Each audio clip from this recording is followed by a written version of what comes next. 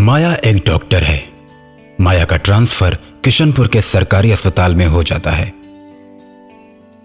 शाम के वक्त जब माया गांव में आती है तो देखती है कि गांव के लोग अपने कानों को ढके हुए हैं। कुछ लोग कपड़े से अपने कान को ढके हुए हैं और कुछ लोग हाथों से। बहन, ये सभी लोगों ने अपने कान क्यों ढके हुए हैं?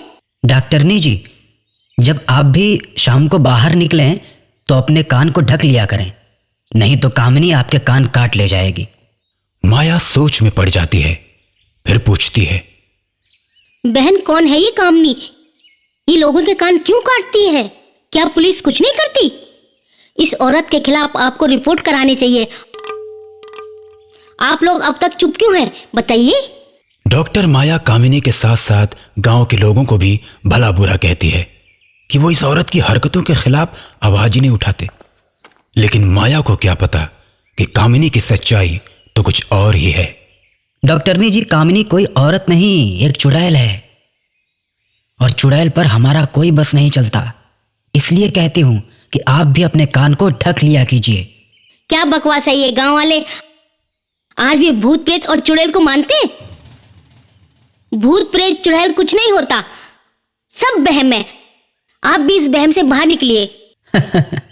डॉक्टरनी जी, बस इतना कहूंगी कि बच के रहिएगा और शाम को अपने कान ढक के निकलिएगा, कहीं चुड़ैल आपके कान न काट ले। औरत के चले जाने के बाद माया उस पर खूब हंसती है। कैसे कैसे लोग हैं, चुड़ैल वो भी शाम के वक्त कान काटने वाली। आज शाम को मैं गांव में निकलती हूँ और देखती हूँ कौन सी चुड़ैल है जो कान काटती है। डॉक्टर माया शाम होने के बाद गांव में निकलती है। सड़क पर कोई भी उसे नजर नहीं आता।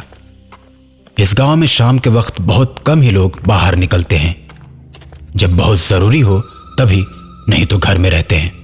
माया आगे बढ़ती जाती है, लेकिन कोई भी चुड़ैल उसे नजर नहीं आती। यहाँ तो कोई चुड़ैल नहीं। गांव वालों के दिमाग में किसी ने झूठ मूठ में भ्रम फैला दिया। माया इतना सोच रही होती है कि तभी उसे लगता है कि कोई उसके पीछे खड़ा है।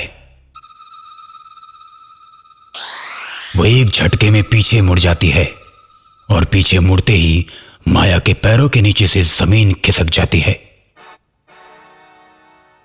उसके सामने वही कान काटने वाली भयानक चुड़ैल खड़ी रहती है। चुड़ैल के गले में कटे हुए कान लटके रहते हैं। चुड़ैल गुस्से में माया से बोलती है, तू तो बहुत बोल रही थी, मुझे पुलिस से पकड़वाने की बात कर रही थी। लेकिन तुझे नहीं पता कि कोई मेरा कुछ नहीं बिगाड़ सकता। तूने अपने कान नहीं ढके, अब मैं तेरे कान काटूंगी। इतना कहकर चुड़ैल डॉक्टर माया के दोनों कान काट लेती है और गायब हो जाती है। डॉक्टर माया रोती हुई अस्पताल में जाती है, जहां नर्स उसकी मरहम पट्टी करती है। थोड़ी देर के बाद वही औरत अस्पताल में आती है जिसने डॉक्टर माया को गांव में कान ढकने के लिए बोला था। क्यों डॉक्टर ने जी, मैंने आपको मना किया था ना, आपने मेरी बात नहीं मानी। मेरे साथ भी ये घटना हो चुकी है। उसके बाद वो औरत अपने सिर से साड़ी हटाकर कटे हुए कान दिखाती है। बहन, हमें जरूर कुछ करना होगा, हमें पुलिस में खबर करनी होगी।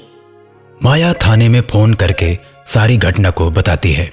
उसके बाद थाने की इंस्पेक्टर आती है, लेकिन इंस्पेक्टर माया की बात पर विश्वास नहीं करती। देखिए माया, आप डॉक्टर भी हैं और समझदार भी हैं, आप भी इन गांव वालों के चक्कर में पड़ गई।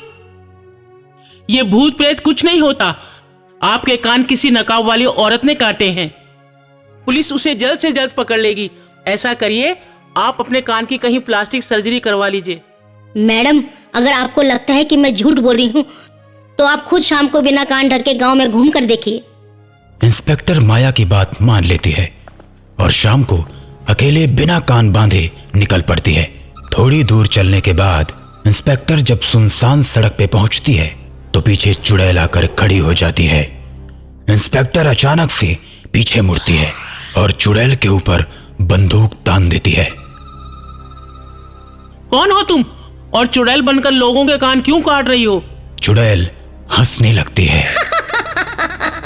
चुड़ैल को हंसता देख इंस्पेक्टर बोलती है, मैंने क्या बोला, सुना नहीं? कौन हो तुम बताओ? अपने चेहरे से नकाब हटाओ, नहीं तो गोली मार दूंगी। तूने अपने कान नहीं ढके हैं, तेरे कान काटूंगी। चुड़ैल को आगे बढ़ता देख इंस्पेक्टर गोली चला देती है, लेकिन गोली चुड़ैल के आर पार हो जाती है और चुड़ैल और तेज हंसने लगती है। अब तू नहीं बच सकती है। इतना कहकर चुड़ैल इंस्पेक्टर के दोनों कान काट कर उड़ जाती है। कान कटने के बाद इंस्पेक्टर हॉस्पिटल की तरफ कराहते हुए भागती है और हॉस्पिटल पहुंचने पर डॉक्टर माया उसका इलाज करती है।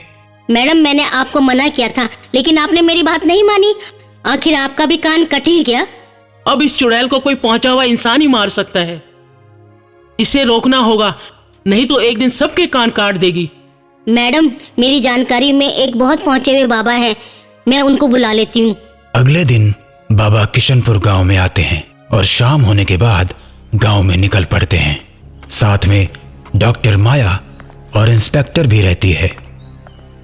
कुछ दूर चलने के बाद बाबा को एक पेड़ के पास चबूतरा दिखाई देता है। बाबा दोनों को वहीं पर रुकने के लिए बोलते हैं और खुद आगे बढ़ जाते हैं। बाबा कुछ दूर चले ही होते हैं कि तभी उनके पीछे चुड़ैल आकर खड़ी हो जाती है। बाबा एकदम से पीछे मुड़ते हैं और बोलते हैं, अरे कौन है तू और लोगों के कान क्यों काटती है? बता, नहीं तो तुझे अभी भस्म कर दूंगा।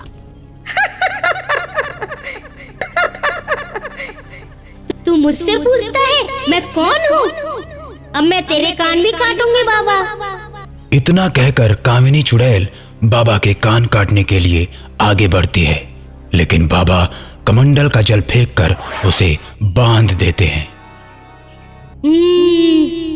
बाबा छोड़ दे मुझे, जाने दे, आजाद कर दे मुझे। अरे छोड़ दूंगा तुझे जाने दूंगा, लेकिन उससे पहले जिसके जिसके कान तूने काटे हैं वो कान लौटा दे। ठीक है, मैं सबके कान वापस लगा देती हूँ। और गांव में जिन जिन लोगों के कान कट चुके थे उन सब के कान वापस आ जाते हैं। उसके बाद बाबा कामिनी चुड़ैल को आजाद कर देते हैं। चुड़ैल किशनपुर गांव छोड़कर हमेशा हमेशा के लिए चली जाती है।